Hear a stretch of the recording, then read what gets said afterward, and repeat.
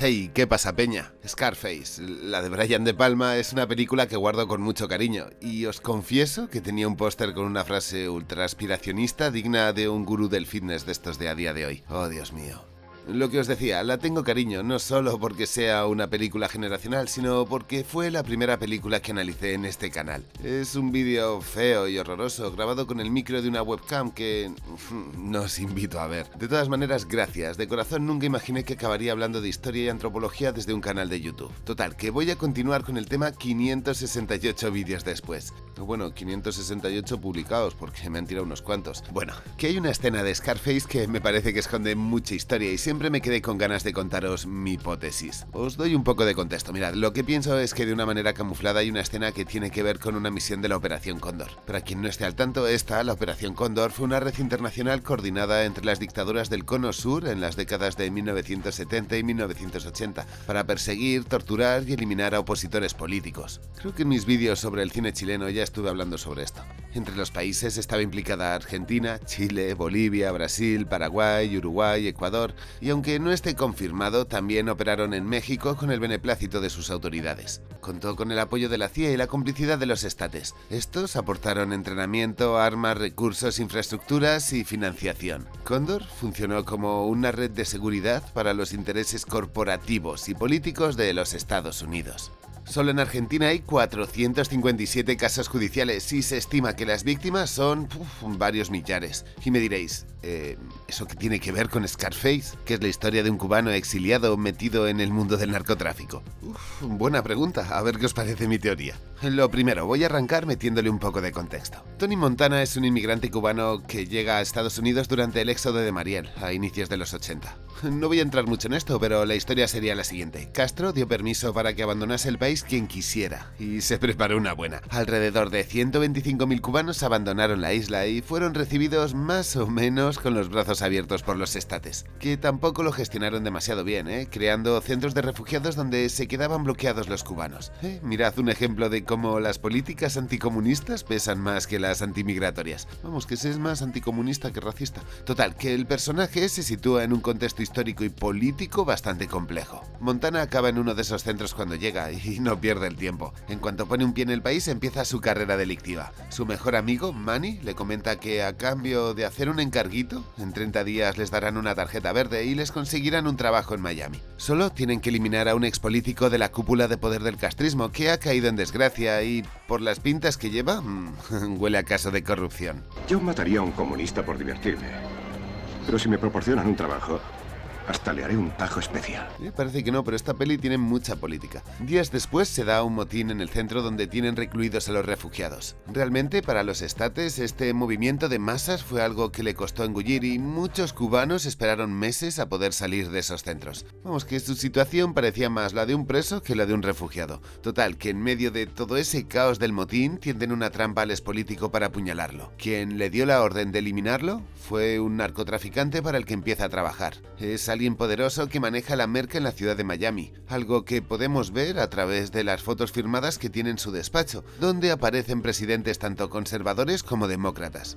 Vaya detallito. Total, que está bien conectado. De Palma, de una manera sutil, nos ha dejado presente la conexión del narco con el poder, sea cual sea el partido. Tony va creciendo y ganando confianza, por lo que le envían a Bolivia para hablar con un gran productor de coca, con el que inicia una relación económica. Pasado un tiempo, Tony se ha hecho con el control de Miami y ha ganado mucha plata, tanto que se ha vuelto un problema limpiarla. En una mala jugada lo pillan blanqueando más de 1 millón y corre el riesgo de acabar en la cárcel por evasión de impuestos. En medio de esta tormenta legal, su colega, el productor, le cita para presentarle a un grupo de personas importantes. Te presento a Pedro Quinn, dirigente de la Andes Sugar Corporation. Uno sería el director de la Standard Fruit Company. A esta empresa le debemos el término República Bananera para referirnos a un país inestable y dependiente de la exportación de recursos naturales. La Fruit Company no solo compraba tierras, compraba gobiernos. Si un presidente tenía un programa socialista o se planteaba nacionalizar las plantaciones, la CIA organizaba un golpe. Guatemala en 1954, Honduras en el 63, República Dominicana en el 65. Siempre Se repitió el mismo guión escrito desde la Escuela de las Américas. La compañía desestabilizó los gobiernos de toda la región en complicidad con el gobierno de los Estados Unidos para mantener bajo el precio de las frutas en los estates, aunque eso supusiera colocar en el poder a dictadores. Junto a este personaje, el de la Fruit Company, se presentan un general, el ministro de Interior y un representante de Washington. Todos conocen el problemilla de Tony y le ofrecen una solución. Para que su juicio no prospere, deben de eliminar a un tipo que está hablando más de la cuenta. Por un lado dice usted que el gobierno de los Estados Unidos gasta millones de dólares para eliminar el tráfico de drogas en nuestras calles. Y al mismo tiempo, resulta que estamos haciendo negocio con el mismo gobierno que llena nuestras calles de cocaína. Ustedes son los mayores compradores de nuestro producto nacional, que es, por supuesto, la cocaína. Uy, seguro que los que vivís en América Latina no os parecen unas acusaciones descabelladas. En España cuidan más esas relaciones entre narcos y políticos. No, quítame esa foto, que si no, no me puedo hacer el chulo. En fin, qué buen primer plano al político de Washington mientras escucha la información. La escena muestra una cadena de favores entre gente que ostenta el poder. En verdad no es una cuestión solo de corruptela, sino de una maquinaria bien engrasada que se dedica al negocio de la venta de sustancias ilegales. Montana días después viaja hasta Nueva York para llevar a cabo su misión, que consiste en poner una bomba lapa en los bajos del vehículo de esa persona y hacerla volar por los aires. Solo que cuando va a ejecutar el plan, surge un problema. El objetivo no está solo. Viaja con su mujer y sus 2 hijos. Pues algo así pasó en la vida real. El exministro de Relaciones Internacionales de Chile, en los Estates, sufrió un atentado mortal mientras viajaba junto a una persona con la que sus verdugos no contaban. En ese caso fue su secretaria. El ataque se cobró la vida de los dos, que por si os interesa también viajaba el marido de la secretaria, que libró milagrosamente. A mi modo de ver, lo que tenemos aquí es una muy buena adaptación de un acontecimiento real al guión de una película. En 1973, en Chile, es el golpe de estado de Salvador Allende, líder comunista que dirigía el país desde 1970. Tras el ascenso del general Augusto Pinochet en el poder, se inició una campaña represiva, salvaje e indiscriminada que afectó a todos los estratos sociales de gente que simpatizaba o militaba en la izquierda. Allende murió ese 11 de septiembre, pero otros políticos lograron huir. Uno de ellos no fue Orlando Letelier, que en el momento del golpe ocupaba la cartera de ministro de Defensa Nacional de Chile, aunque antes desempeñó tareas como embajador y ministro de Relaciones Exteriores. Total que él fue detenido ese día, torturado durante semanas en distintas comandancias del ejército y finalmente logró ser liberado gracias a la presión y el apoyo internacional. Una vez libre se convirtió en una de las voces más incómodas contra el gobierno chileno, realizando declaraciones en diferentes medios de comunicación señalando el carácter totalitario del régimen de Pinochet y bueno, también las víctimas, las torturas, los desaparecidos, etc. Sus palabras sirvieron para posicionar a los gobiernos europeos en contra de mandar préstamos para restaurar la economía chilena, algo que enfureció mucho a Pinochet, que el 10 de septiembre de 1976 le retira la nacionalidad chilena. Letelier, 11 días después, es asesinado. ¿Cómo? Bueno, pues colocaron una bomba en los bajos de su coche.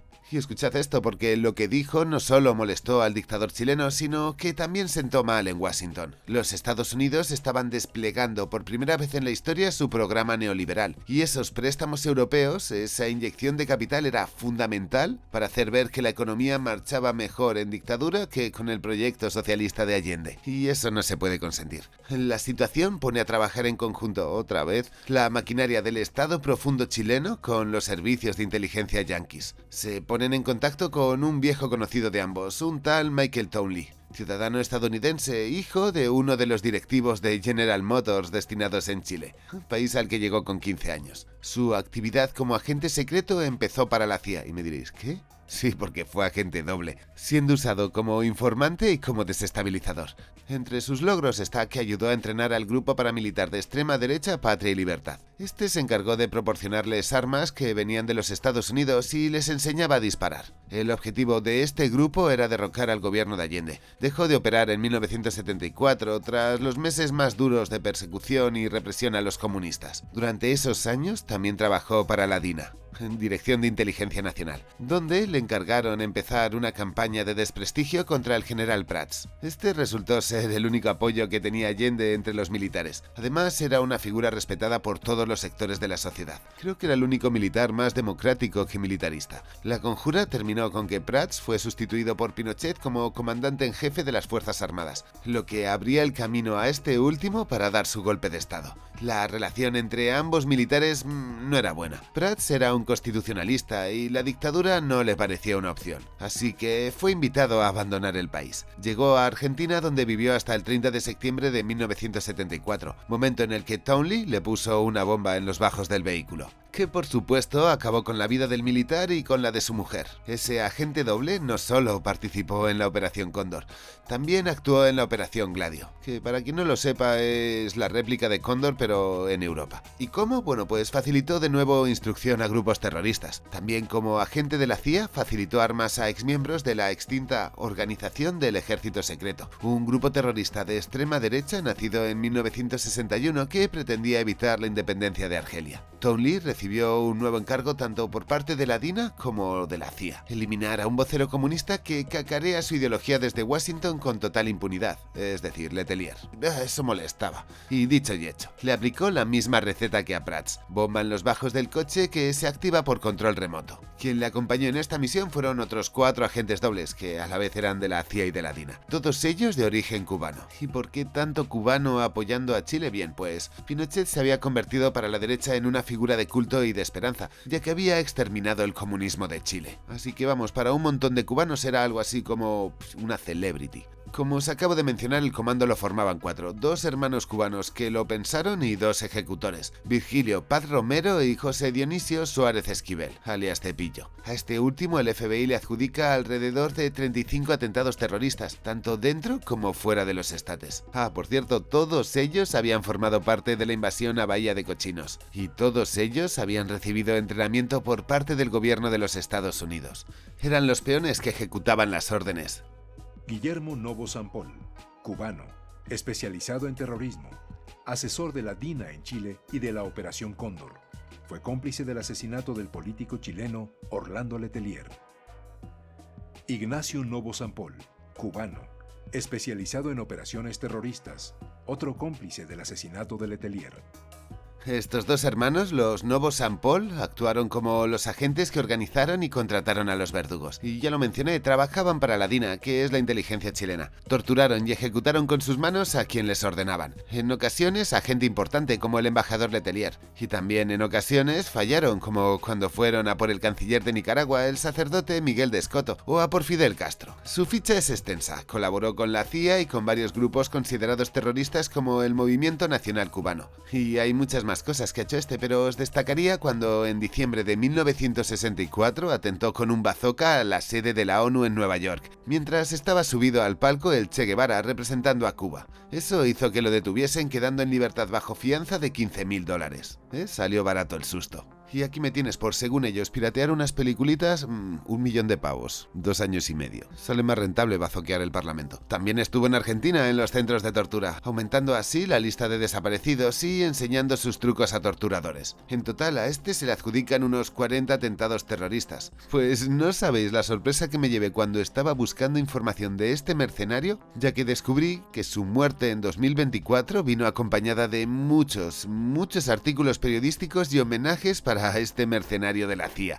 Ni siquiera es un luchador contra el poder, estuvo refinanciado. Fue un espía cubano con licencia para matar que trabajó a favor de los intereses de 4 políticos y 2 empresas. Está claro que quien controla los medios construye el relato. Sea como fuere, él es uno de los que está tras la muerte de Letelier. Y ahora vayamos aterrizándolo en la película. El comando estuvo formado por cubanos exiliados en los estates, como Tony Montana. Aunque bueno, este último no era agente doble de DINA y CIA. A mi modo de ver, De Palma no menciona directamente a Chile ni a Letelier, pero deja las pistas. La bomba, el personaje incómodo, el juego de intereses, todo está ahí. El director metabolizó la historia, la disfrazó de ficción y la exportó como entretenimiento. Aún así, a De Palma no le tembló el pulso para señalar a los culpables. Cuando reúne al narco, al empresario, al político y al militar en un mismo salón, es para presentarnos a quien estuvo detrás de la Operación Cóndor. En esa red se dio una alianza entre el dinero, las armas y la ideología. ¿Y os habéis dado cuenta de este detalle? De todos los países grandes de América Latina, todos los que os mencioné antes en la presentación de la Operación Cóndor, solo 2 no participaron directamente: Colombia y México. Para estos estados había otros planes.